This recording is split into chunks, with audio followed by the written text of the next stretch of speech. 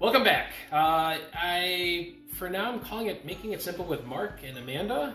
Say hello, babe. Hi. I think I'm still trying to search for a name, so, or write down in the comments what you think I should call this cooking segment. So anyway, today, what we are doing is prosciutto wrapped asparagus. And it's very simple. It's really not really many ingredients here.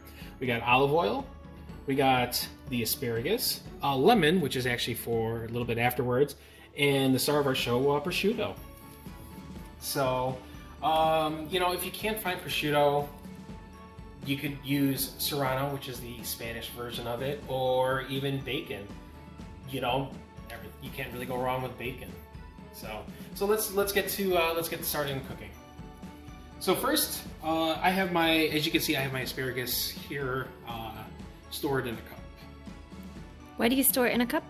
Well, as you can see, asparagus kind of grows, a little bit long. So what I do is I store it in a cup, just kind of keep it shape, and it's also great for storage. And I also throw some water in there too to kind of help, store it a little bit longer. So that's why I store it in a cup. Plus, it's a nice space saver. So what you need to do for asparagus is pretty much kind of line up the bottom of it here, and then just cut off like about an inch or so off the bottom.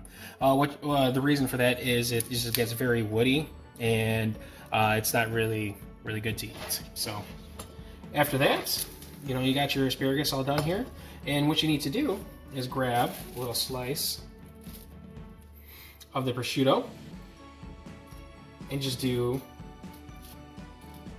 a wrap all the way up to the top. You can leave a little bit off right there, but this is what you want to do here. So I will get to doing the rest of this asparagus.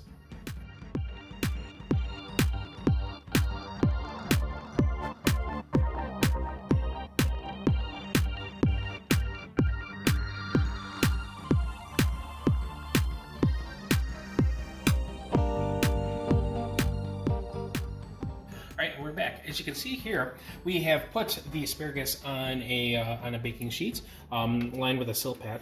So what you want to do now is take some olive oil and just drizzle it on the top to kind of help it get a little more crisp and cook a little bit faster and give it another layer of flavor. If somebody doesn't have a silpat mat, what would be a good alternative? You could use just line it with a foil, or even use parchment paper. But remember, parchment paper and wax paper are two totally different things, so you don't want to mix those two up. You just want to make sure it says parchment paper on there. So we have preheated our oven to 375 degrees. So what we're going to do is we're going to just throw it in the oven and bake it until it is golden brown and delicious. It's been about 20 minutes since I put in the asparagus, and I could have taken it out about 15 minutes ago, but I decided to leave it in for a little bit more color. And one of the biggest ways you can tell that your food's been done baking is, use your nose. If you can smell it from the living room, then you could pretty much say, it's either done or close to done. So let's take out the asparagus and see what we have. And here is what it looks like. If only we could smell this. It smells really, really well. You got the meatiness of the asparagus, or of the prosciutto, and like the freshness of the asparagus. So there's really not much left to do but to plate it and dress it a little bit. So let's do that. Okay, and now we have plated our asparagus. The pizza plate is very optional, but it gives it a nice little piece of flair there, for lack of a better term. So lastly, really, is just to squeeze a little bit of lemon onto here to give it a little bit of freshness, some brightness. Some of this acidity in the lemon will actually cut through the meatiness of the prosciutto.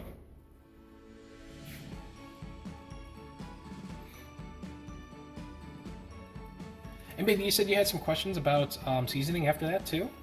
Yeah, if you wanted to season it, would there be anything that would dress it up a little more other than just the lemon? Yeah, I mean, if you want to do, some like oregano or thyme, feel free. But I kind of like the simplicity of this. I would actually like even just to add a little layer of flavor, just some freshly cracked black pepper.